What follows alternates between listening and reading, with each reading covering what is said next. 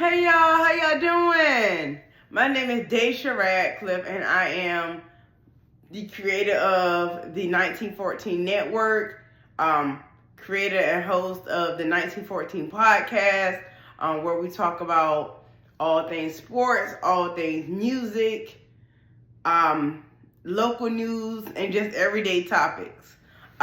First, I would like to say Happy New Year and welcome to my channel. So we wanted to start off this new year just introducing ourselves, which is me, and just tell you a little bit about me, my background, why I wanted to create this channel, and just give to some people just some little hope and inspiration of just watching content all day, never creating it, but saying, hey, I want to gain the confidence to do it. So I just think it would be a great thing for me to do. I finally got a new iPhone. So I went from a iPhone 11. I had like the iPhone 11 for like 4 years, and I finally got me a 16 Pro Max. And I just got some new Meta glasses. So I said I'm going to start creating content because that's what I said I would do with this new phone.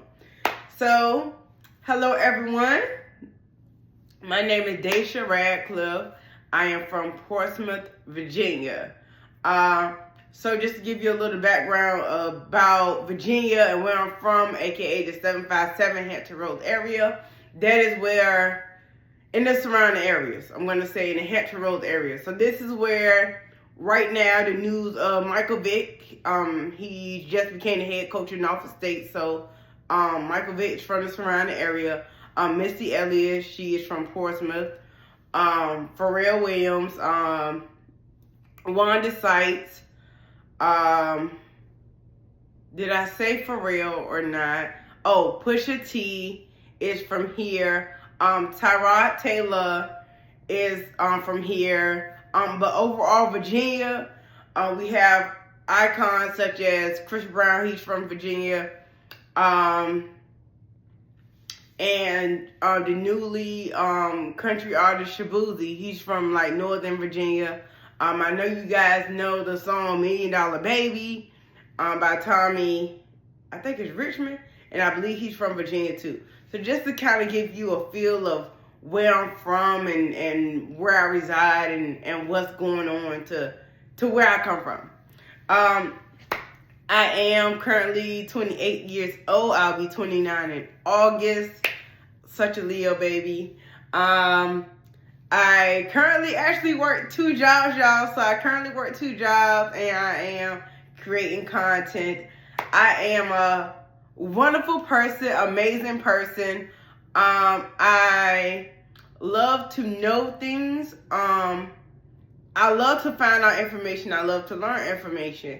I am a volunteer in the Hampton Roads area where I have created my own kind of execution coordinating company to help local businesses and volunteer.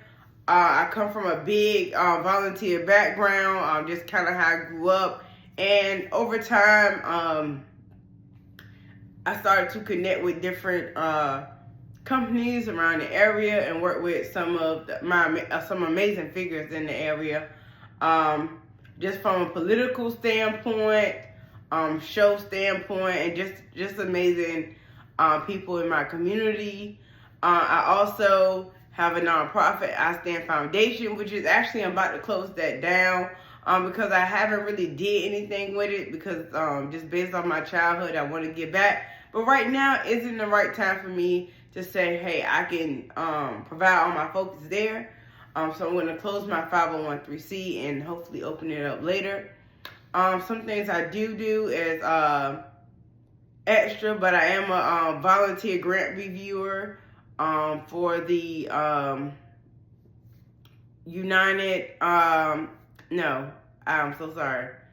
from the United Way at Hampton Roads. I also have my vending business. I'll tell you more about that later at a later time.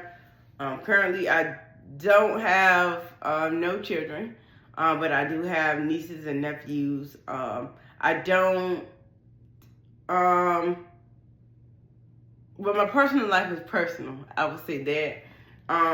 But right now, I just provide solely for myself. I just take care of my household. I do have a cat. So that's really about it. But I do, although I am working 2 jobs, I do take pride into just still making sure that I'm okay, and I take the self-care time that I need. But other than that, welcome to the 1914 Network, and welcome to the 1914 podcast, hosted by, viewed by Daisha Radcliffe. All right, so for today's news, actually, so this is the 3rd of January. So for today's news, some things that popped up in sports today was Jimmy Butler being, I believe, benched or seated for 7 games, which is cost of a total of $3.7 million out of his paycheck. So that's just crazy. Jimmy Butler is one of a few people I can say is a great basketball mind. Lately, I guess because it's an overall team thing, you can say that, his stats hasn't been pointing out lately. But Jimmy Butler is a great basketball mind, and I do believe he deserves the respect. However, the Heat is not really on a winning streak right now, so I think that kind of come with the disregard to that. However, he has voiced last year that he does want to lead the Miami Heat. And I do believe a lot of things happened when his father died, and the transition that he had to make, by being an NBA player. I do believe that could, put life in perspective for you. So maybe he just tossing and turning with that and just being enough. So I think he got suspended for 7 games, I believe, for disorderly conduct. So my prayers are with Jimmy Butler, because you just never know what anyone is going through. But also, let's kind of focus on the team and to why he want that trade. I heard a take earlier from Paul Pierce, which is one of my goats because I love the Boston Celtics.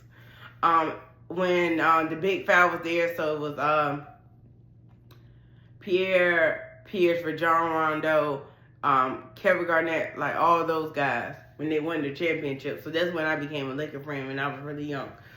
So he had a great take today. He said that Pat Riley, he has been, I believe, the cause of Heat nature declining. So just to kind of give you a background on that take, it was on Speak on SF1. He said that they had Shaq, which was a great player, and Jimmy Butler ran him, and sorry, not Jimmy Butler, but Pat Riley ran him out there.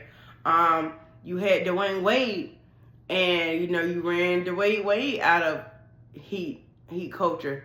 So now it just seemed like, Jimmy Butler's kind of doing the same thing, because maybe on the coaching staff and things not going well overall within the management, the GM, all of that stuff within the ownership. He probably just don't like it no more. So maybe he's just another person to add to the list to move away from and leave just Heat Nation, Heat culture, But prayers up to Jimmy Butler. All right. Segue into our next topic for music. So for music today, Drake has dropped and Lil Baby has dropped Wham. I listened to it today. Shout out to the record label. The production was fire on it. The production was fire. The record label that he's on always make great music with the production. So I give that 10 out of 10 for the production. However, with the words, with just making stuff rhyme, whether you want a little bop or you are a person who actually listens to lyrics, I will give this a 6. only because the production is fire and that Little Baby had writers. So you can tell what's Little Babies and what's not Little Babies and how he kind of critique you. And hopefully he will actually drop some content about the making and the process of him leading up to Wham. And he also teased Deluxe coming out on the album as well. But luckily on the album too, we actually got a Young Thug drop feature on that as well. So I'm happy Young Thug is free. Also I did on previous maybe like different blogs, different podcasts that I kind of did give my take on how did I feel about the whole Young Thug case. I watched the whole Young Thug case, and when he was freed, my personal feelings about it, but that's no here or there. But I am happy Young Thug is back to making music, and hopefully he stay out of trouble, but also make a great contribution to Little Baby's album, which is Wham. Some other news today dropped where Drake had dropped a freestyle, and they're naming it the Fighting Irish Freestyle. So it seems as if, all in all, if you listen to the lyrics and you look at the words, that he's potentially dissing Drake. I mean Kendrick, LeBron, DeMar DeRozan, and there's a couple of lines in there where it could seemingly talk about, hey, you know, we are brothers.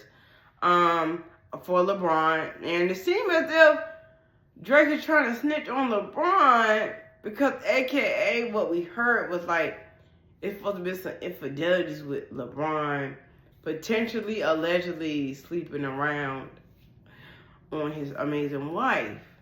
So that's what it sounds like. But also something about watches and how they connect and calling to check on his son and all the other things, and I guess Drake just feel like, you know, Kendrick can't defeat him, although Drake is in a legal suit right now with his record label, which is record label to everybody, which is Universal Music Group. So you can tell how he dropped the snippet. I did not actually hear the song on DSPs. I actually heard the whole song on Instagram. I have not yet to see what's the song on DSPs. However, it could be tricky when you're suing your record label. So, not sure if they're allowing him to put his music on DSPs. Okay. In local news around here, a man just got busted for, like, I believe heroin or meth. It's like one of the biggest Virginia's meth busts. That's unfortunate. You know, that people are doing those type of things, but however, the person was caught. I don't really know much details about it. However, on another note about news, we have CamRon, which is CamRon and Mace, which is amazing rappers, businessmen, and talk show hosts, and entrepreneur of It Is What It Is talk show. And we have Elliott Wilson, which is amazing journalist. And he said some comments about Cam and Mace. So I want to put it in perspective. So Mace is actually on my top 5 list, right? And even though you don't hear or see from him much, what he does contribute to It Is What It Is platform, there's no way that you can't love him. And then Elliott Wilson, like with me, I wanted to become a journalist, want to track things properly, want to take notes, always want to ask the right questions. Elliott Wilson is actually my journalist goat. So I do hold Elliott Wilson in high regard. However, you know, we can all critique and have feelings about, oh, I think that's a bad take. Because I may have some bad takes, and it's okay for another person to critique them. So, did I think it was a bad take? Yes. But I do understand where he's coming from in the world of journalism and media and artists who were in the rap space weren't really in the media space. People that came from just women and now in the media space. So the media space is becoming impactful, and people are using their celebrity to gain, like I guess I would say attention, but data processes and just using your connection to talk with people. I do believe that as a journalist, you want to ask the right questions and document things properly. So I do understand that how one could offset the other, because say, hey, if you're a journalist and people are in media now, because at one point journalists was the only media outlet you can kind of talk to.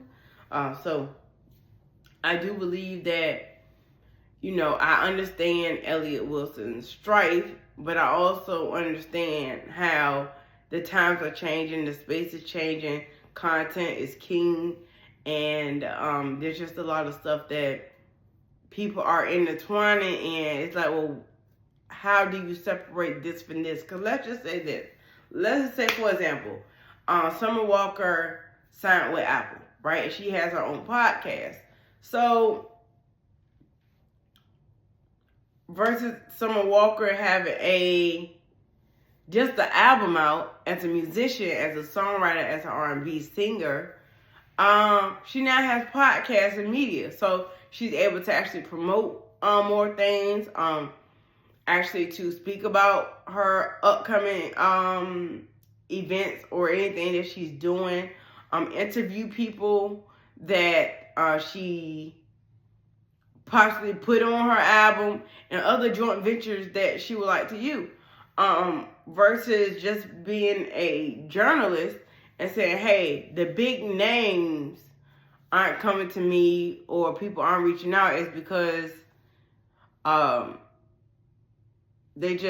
they are the media now. So there's no need to kind of sit down and conduct certain type of interviews when they can just tell their business or tell their grievances on their own platform. So I think it's a rock and a hard place right now, and we really haven't really got the data back from that completely. But some people are successful in the podcasting business or the show business aspect, with the data and the numbers and how to take that and create something else, or where to align yourself and how you get paid. But we don't really know, like, in 3 years, ever since like the pandemic, a lot of people started podcasts. So now it's 2024, and 4 years later, I would say maybe give it 4 years, or maybe earlier than that, maybe 2 years, to see how the 2024 year came out with data analytics, as from all the rappers, singers, songwriters, they are being dropped by their music label and now had to transcend into something different. So we don't really have the numbers back from there. Did it make an impact or did it not? So that's just really it for that. Other than that, you guys, I just want to say thank you for listening to my first episode on the 1914 Network, on the 1914 podcast with Daisha Radcliffe. So thank you for joining.